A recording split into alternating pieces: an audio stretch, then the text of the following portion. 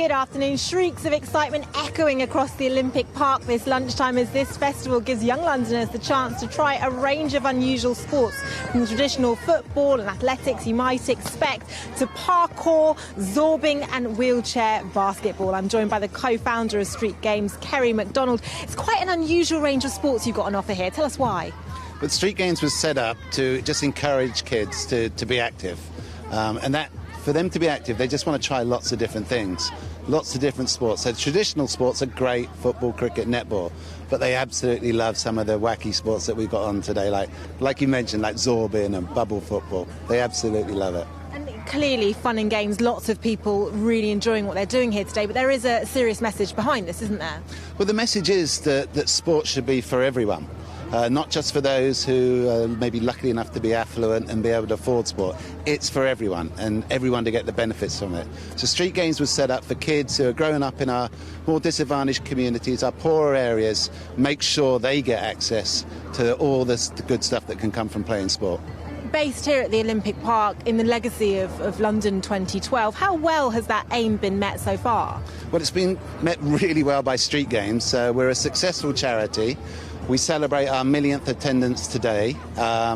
We look after about 100,000 disadvantaged children and young people a year. We're massive in London. We've got projects all over London.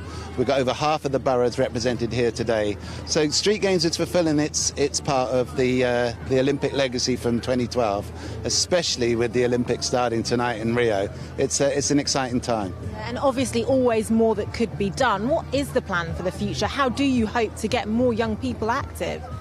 Well, I think the plan for the future is about more resource going into disadvantaged communities because the kids are absolutely hungry to be active and play sport.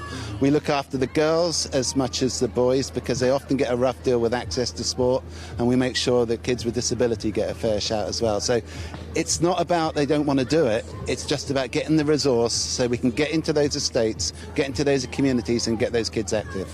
Talking of the kids, what have they been telling you about today so far? They're just so excited. It's a huge day out for them.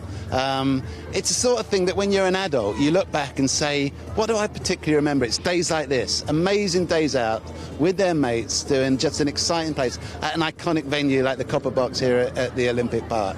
So they're just genuinely excited. What we hope is it means that they go back and they just want to keep playing sport, keep being active. Kerry, thank you very much indeed for joining us. Joining you live at this lunchtime at the Olympic Park, just by the Copper Box, where the Street Games Festival is currently underway. 1,000 young people from across the capital taking part. And I've got to be honest, some of the sports on offer here today look pretty enticing. The thought of jumping into that zorbing ball and getting involved might be a little bit too much for me to not get involved later in the programme. But bringing you live coverage throughout the show this afternoon on London Live News. Thanks, Reya. You should so get into that zorbing ball. I think she should. What do you think? Well, it's time for a quick break now, but when we come back,